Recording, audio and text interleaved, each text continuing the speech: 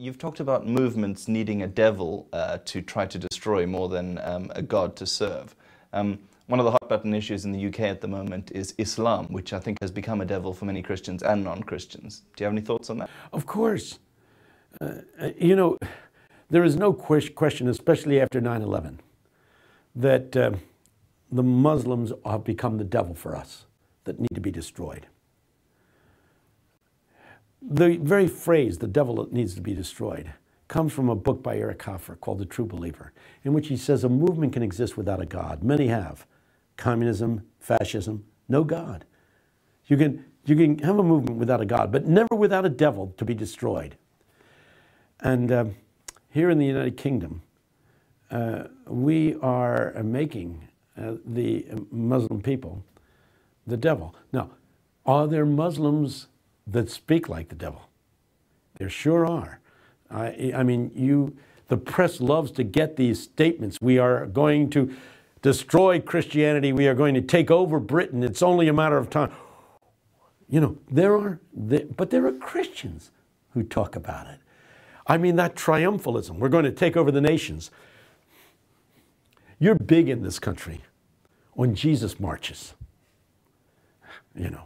And they march through the streets. And you know what they sing? Our God reigns. You say, what's wrong with that? You should be saying, your God reigns. Please note, the very way we phrase things have implication. Our God reigns. Point, it's our God, not your God. He is the God of all. Even those who do not believe in him, he's their God too. They just don't acknowledge him as such. You should be yelling, your God reigns. And we march through the streets and we're saying triumphantly, we are going to take over. Triumphalism is evident in evangelical Christianity. We are shocked when Muslims talk in a triumphalistic manner. We're going to take over the nation, but we have no problem going to Spring Harvest and yelling, we're going to conquer this nation for Jesus. Triumphalism has no place in religion. We do not operate from positions of power, but from sacrificial love. And the Muslims will never take over this country as long as they play power games, and that's what they've been doing. They've been doing that. Do you believe that power or love triumphs? If power triumphs and love fails, then our gospel is foolishness. It's not foolishness to those who believe it. So, yeah, I think we have painted them as the devil, and we have to recognize that there are extremists in their groups that talk in triumphalistic terms. But I would say there are even more Baptists that talk in triumphalistic terms. And what we need to do is repent of our own sin and say to our Muslim brothers and sisters, let's come and talk together in love, one for another. Because I believe that if the Muslims will listen to us, and if we will listen to the Muslims, so that there can be a humane, Christ-like discussion, that we will win them over. I believe that the love of Christ is so beautiful. If we hold up Jesus, Jesus says what? If I be lifted up, I will draw all men and all women unto myself. Instead of condemning them as the devil, we need to come into loving dialogue and hold up Jesus. Unless we want to reject the scriptures that says, if he's lifted up, he will draw them to himself. Let's have a loving dialogue. Let's, in fact, speak against extremist, triumphalistic talk. But before we condemn the triumphalism in the Muslim community, let's get rid of it in our own. Jesus said, get rid of the beam in your own eye before you start looking for the splinter in your brother's eye. I do want to see a kind of triumph of God. I want all of Britain to become followers of Jesus. I'm sure you do too. But that's not going to happen through the use of power and putting down of other people. It'll come as we lovingly sacrifice and meet the needs of the poor and the oppressed. And even as we love those who differ with us, that's how we'll win this country, how we'll win the world to Christ. Your friend Richard Rohr says that one of the most important things for any person, particularly a Christian, to accept and realize is that they are going to die, and before that they die, they're going to suffer. Do you think evangelicals have ignored this fact?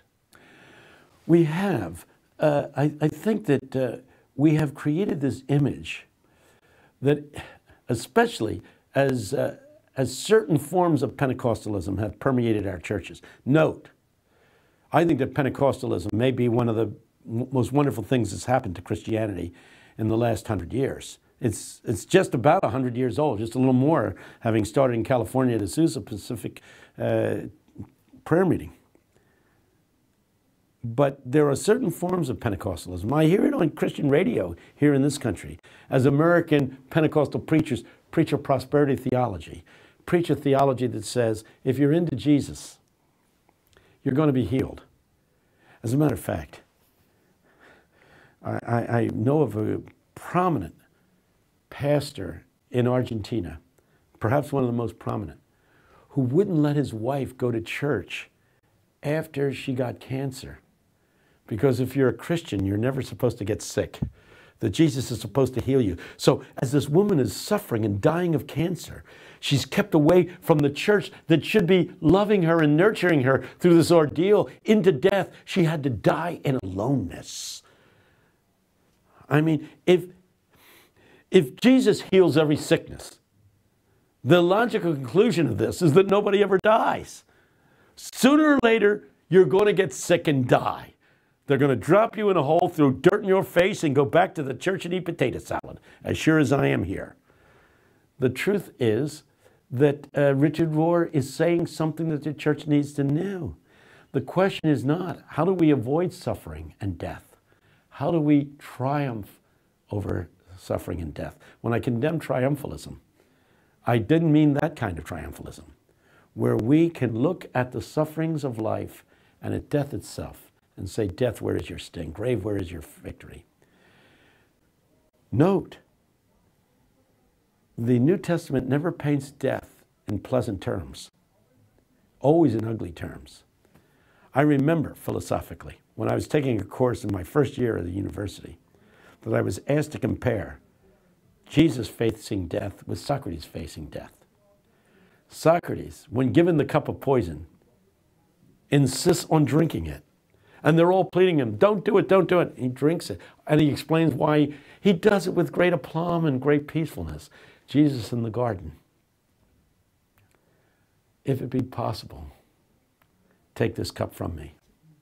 And then remember writing the essay and saying, but death had a different meaning for Jesus than for Socrates. Socrates did not believe in Satan and evil spirits.